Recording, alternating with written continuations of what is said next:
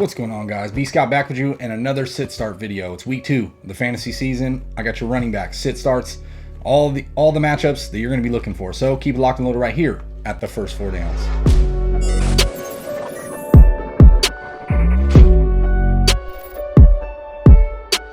What's going on, guys? Welcome back. As I mentioned in the preview, we got the running back sit starts. I'm going through every single matchup, all your running backs, your sits, your starts, all the good stuff. So before we get to today's content, don't forget, like the video, subscribe, share, thumb bell, all that good stuff. Comment if there's a running back I missed on or a running back you want to hear more about.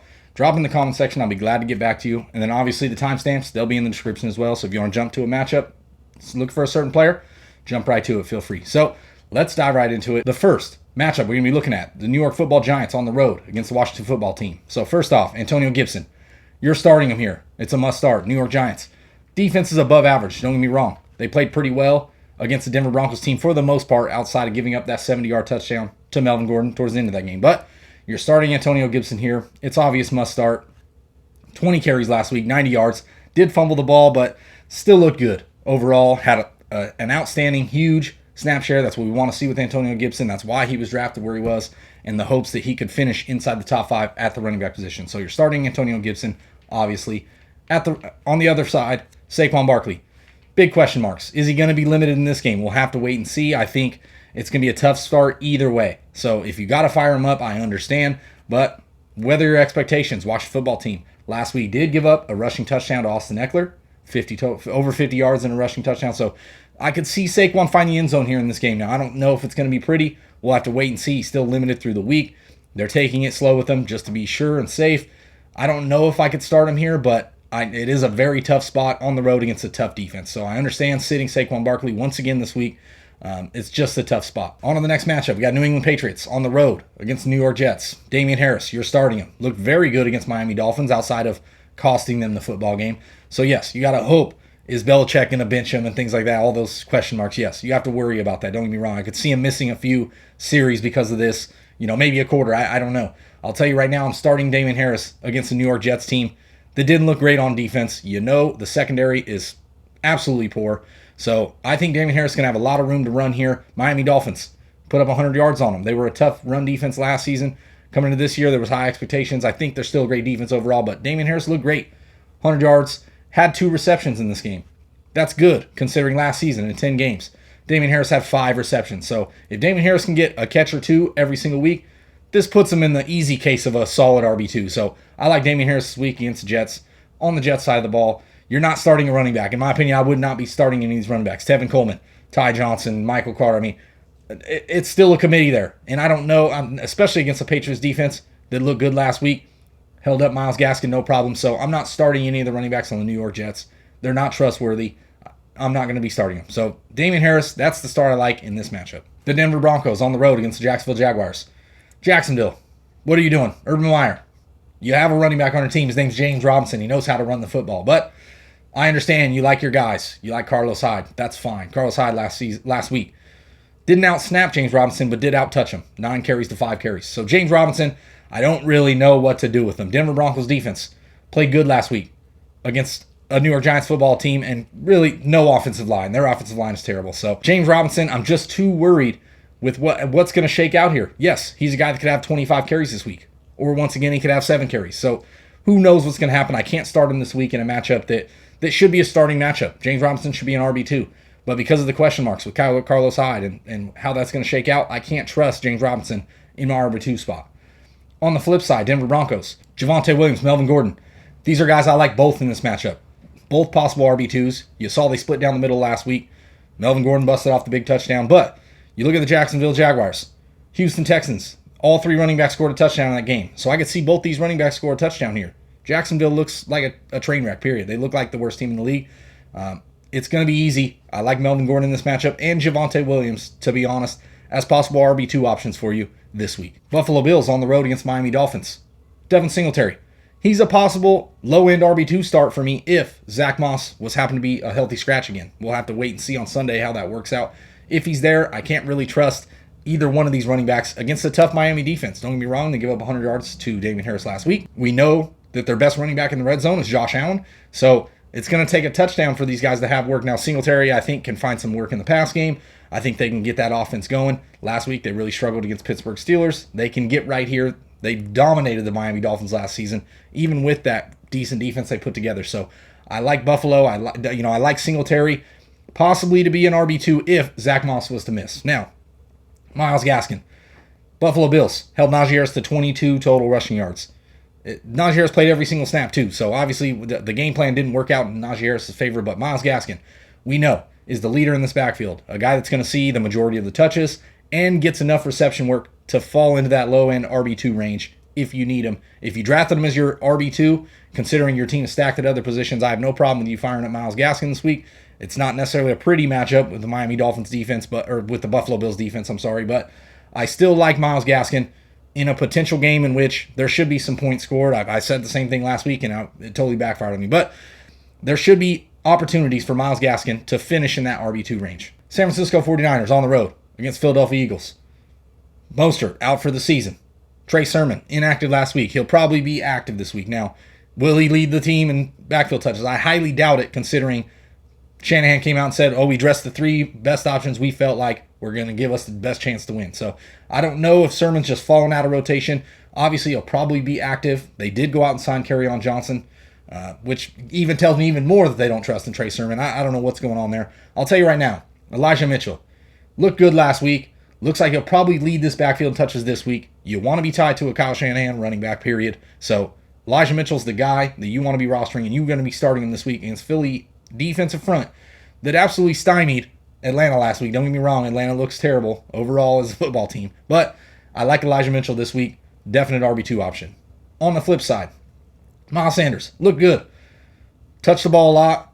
Kenneth Gainwell got the late touchdown. That's okay. I think Sanders with the touchdown would have put him in that top 5 RB just last week with that the work that he got. He looked great, to be honest. So I like Miles Sanders here in a tough matchup against the Niners defense. You saw what they did. They gave up a lot of negative game script points to the running backs there in Detroit, with Jamal Williams and DeAndre Swift both having great days. So I like Miles Sanders here in an obvious start. He looked good last week. Should be okay this week. Los Angeles Rams on the road against the Indianapolis Colts. Darrell Henderson, you're starting him. He looked pretty good. Now, they stopped Chris Carson last week. He didn't have a great game, but he did enough to be effective as an RB2. This is where you drafted Darrell Henderson anyway. So you're starting him here. He looked good. Sony Michel saw only a handful of snaps. We're going to have to wait and see how Sony Michel works into this offense, but I like Darrell Henderson this week. On the other side, you're starting Jonathan Taylor. You like that he got some pass work. You don't. That's a good sign, considering we expected Nyheim Hines to really dominate that passing down role.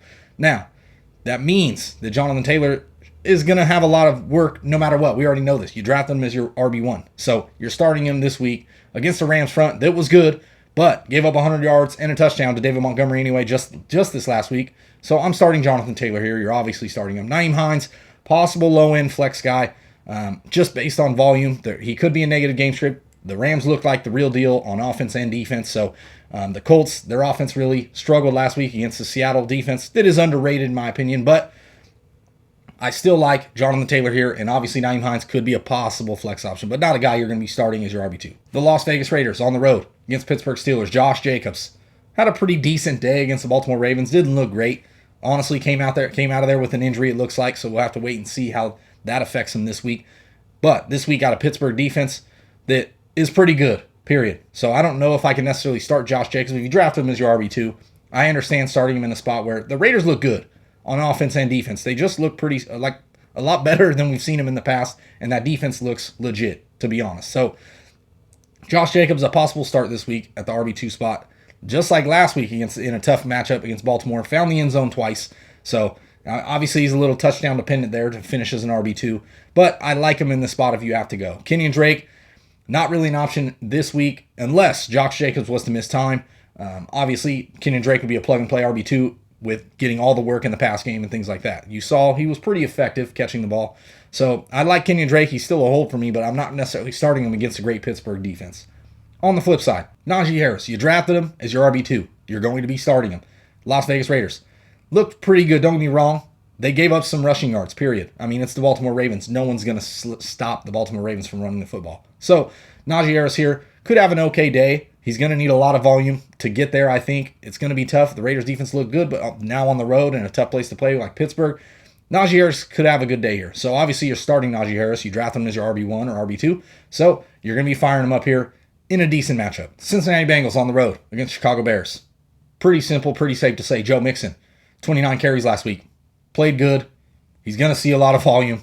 He's going against Chicago Bears defense that's good but not great. You saw last week Darrell Henderson had 70 yards and a touchdown on him, so you're firing up, obviously, Joe Mixon in this matchup. The other side, David Montgomery, over 100 yards and a touchdown against the Rams defense that was very good against the run last season. David Montgomery looks darn good, considering.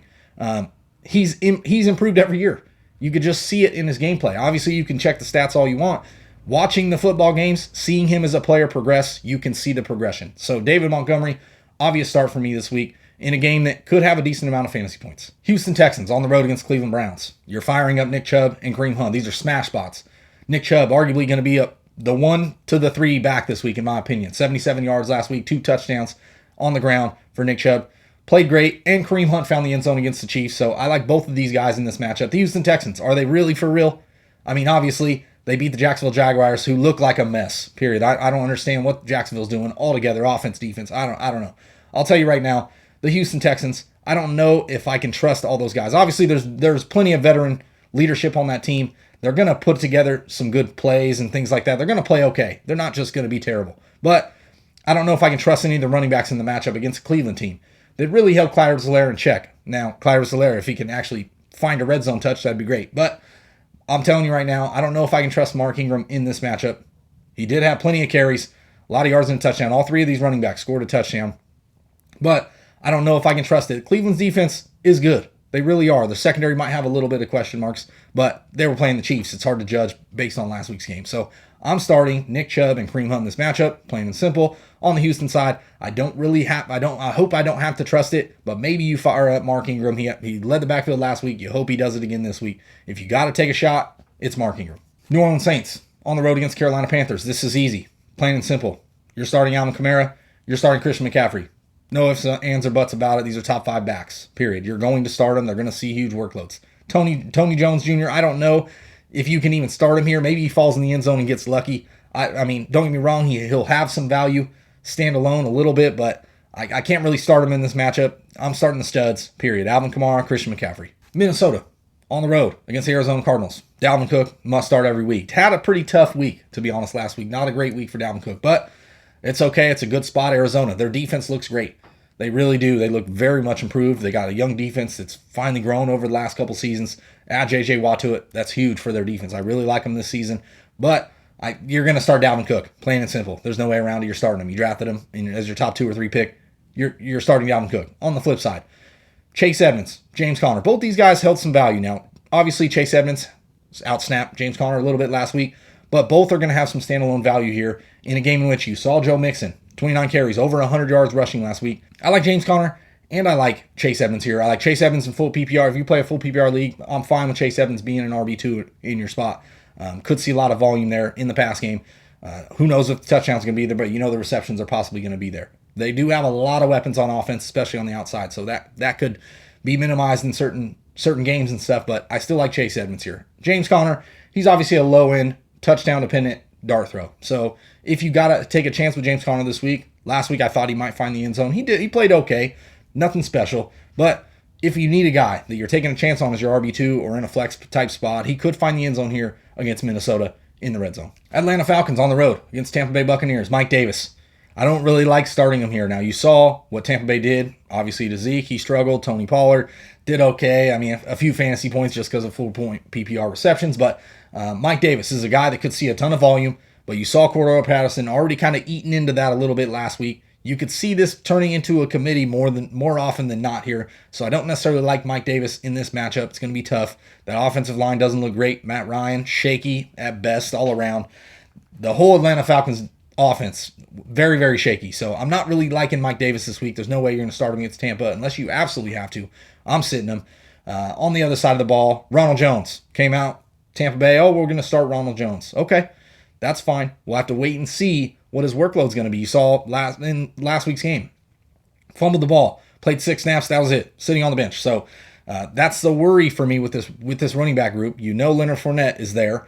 He's more than capable of running, even though he wasn't that efficient against the Dallas Cowboys defense. It's not very good. So Leonard Fournette, Ronald Jones, if you got to take a dart throw, it's hard for me. I would take Leonard Fournette, obviously, just based on the play he played last week. He did okay in full point PPR. He still had plenty of reception work, which is good, even though Gio was there. So obviously, Ronald Jones is a dart throw considering he could have 5 to 10 carries. He could have 4 carries. Who knows what his workload is going to be. And I like Ronald Jones as a player, but at Atlanta, they put up a pretty good rushing defense last season. Last week, did okay. Obviously, they gave up a touchdown to Gainwell for Philly, but I can't trust this backfield for Tampa Bay as much as I want to. It's kind of on that same essence of the Bills. You see this top elite offense with all these weapons, and you want to have a running back, some sort of piece of this offense, but I don't know if I can trust these running backs this week against Atlanta. Tennessee, on the road against Seattle. You're starting Derrick Henry.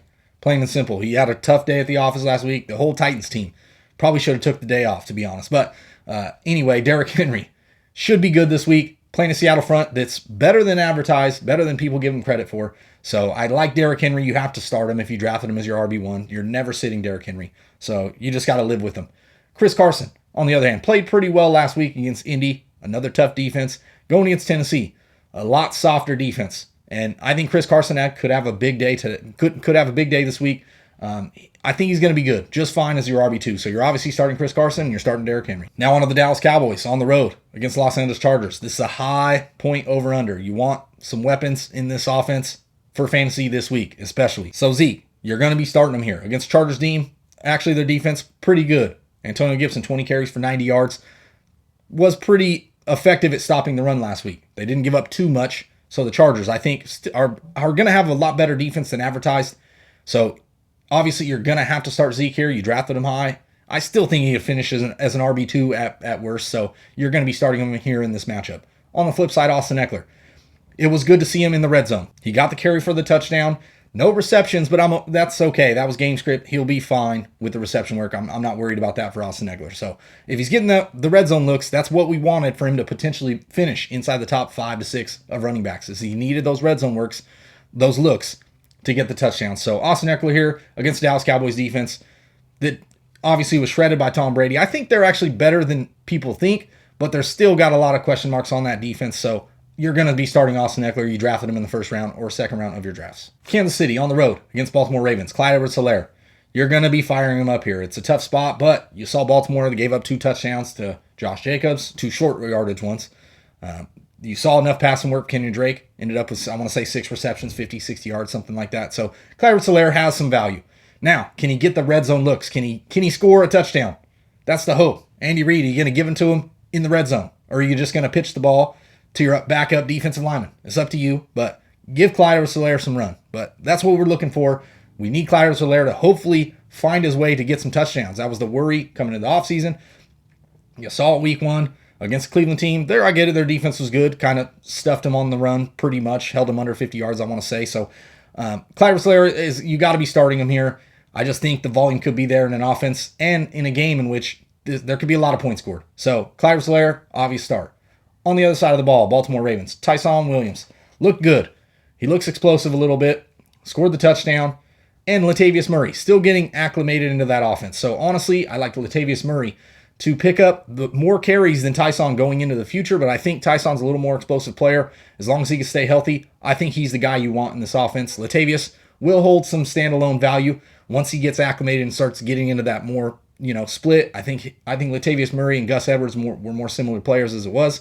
So I like both these guys. But this week, if you're starting a running back, it's going to be Tyson Williams.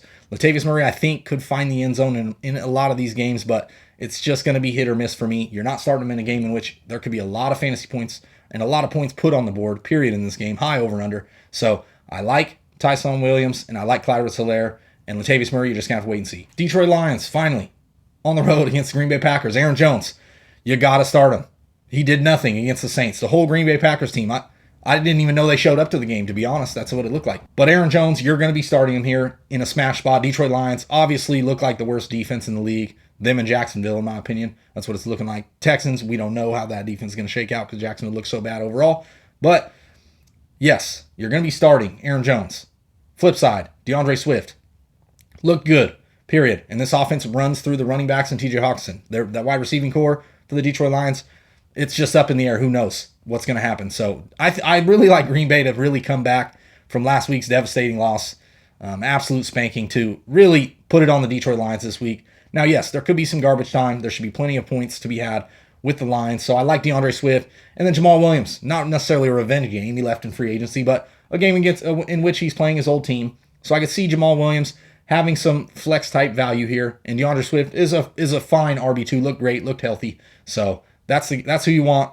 You're starting Aaron Jones. You're starting DeAndre Swift. Jamal Williams, if you got to take a chance, you can start him too. I'm okay with it. So that's it. That's all the running backs from all the sit starts of the matchups for week 2. So if there was a running back I didn't mention, like I said, drop in the comments. I'll be glad to get back to you, tell you my opinions. Don't forget to like the video, subscribe, all that good stuff. And once again, for the first 4 downs, it's been B Scott, and I'm out.